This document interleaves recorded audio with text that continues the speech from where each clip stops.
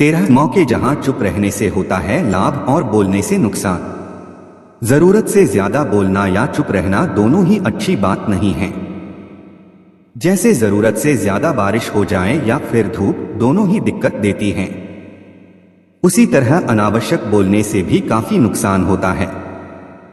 अगर आपको कहीं चुप रहने से आर्थिक लाभ हो रहा है तो वहां चुप रहने से कोई समस्या नहीं है। आइए जानते हैं ऐसे 10 मौके जहां चुप रहने से लाभ और बोलने से होता है नुकसान। नंबर 1, बिना तथ्य के न बोलें। अगर आपके पास कोई तथ्य नहीं है तो वहां चुप रहने में ही भलाई है। चुप बैठने से दिमाग में नई कोशिकाओं का निर्माण होता है और इससे ज्ञान की वृद्धि होती है। बोलने में भलाई वही है जहां आपको किसी चीज के बारे में पूरा ज्ञान हो। नंबर 2, जब कोई कर रहा हो किसी की बुराई। जब कोई आदमी आपके सामने किसी तीसरे आदमी की बुराई कर रहा हो तब तुम्हें चुप रहकर बस सुनना चाहिए, अपनी राय व्यक्त नहीं करना चाहिए।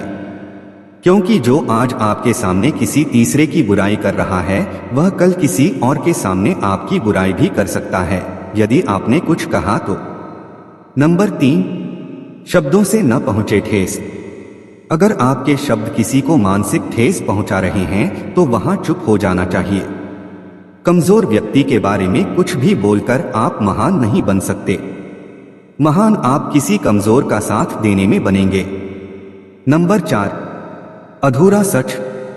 यदि आपको किसी घटना या किसी विषय पर अधूरी जानकारी है तो चुप रहना ही उत्तम है, क्योंकि अधूरा ज्ञान बड़ा घातक होता है। यह आपको हंसी का पात्र भी बना सकता है या किसी मुसीबत में भी डाल सकता है। नंबर 5, किसी और की प्रतिष्ठा को न पहुंचाएं हानि। यदि आपके शब्दों से किसी और की प्रतिष्ठा को ठेस पहुंच रही है तो वहां आपको चुप हो जाना चाहिए। जब कोई व्यक्ति आपके सामने नहीं है तो आप उस व्यक्ति के बारे में बुरे शब्द किसी तीसरे व्यक्ति के सामने नहीं बोलें। नंबर 6, पवित्र वस्तुओं का न करें अपमान। कोई वस्तु आपके लिए अपवित्र है और वही वस्तु दूसरों के लिए पवित्र है तो वहां आपका चुप रहना चाहिए। अनादर हमें किसी भी चीज का नहीं करना चाहिए, चाहे वह किसी इंसान को लेकर हो या फिर किसी धर्म को लेकर।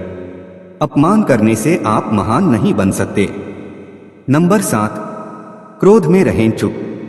चुप रहना आदर या सम्मान देने की निशानी होती है। इससे न कोई छोटा होता है और न ही बड़ा।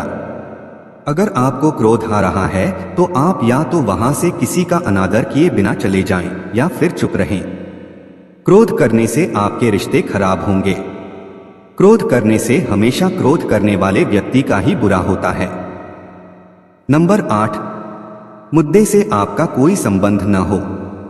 अगर आपका किसी मुद्दे से कोई संबंध न हो तो वहां आपका चुप रहना बनता है।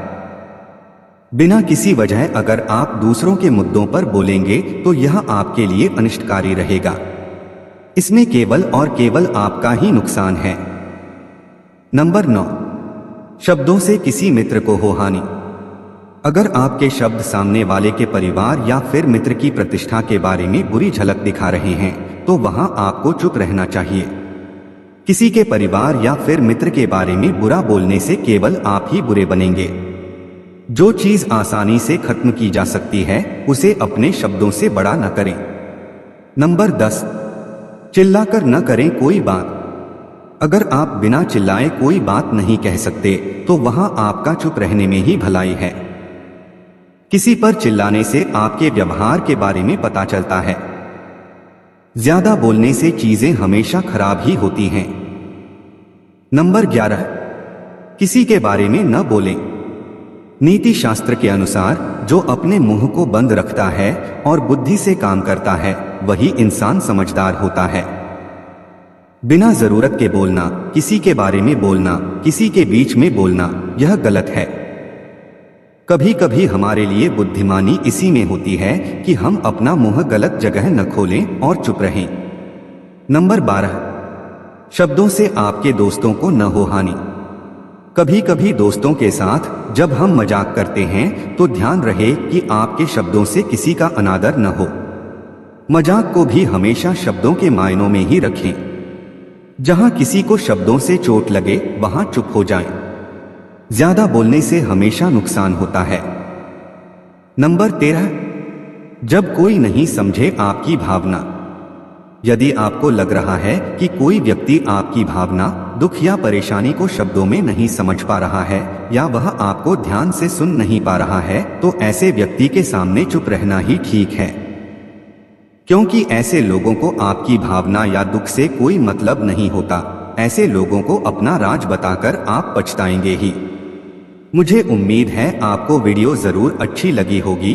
अगर अच्छी लगी हो तो कृपया वीडियो को लाइक और चैनल को सब्सक्राइब कर दीजिए। मिलते हैं नेक्स्ट वीडियो में, तब तक के लिए जय श्री राम।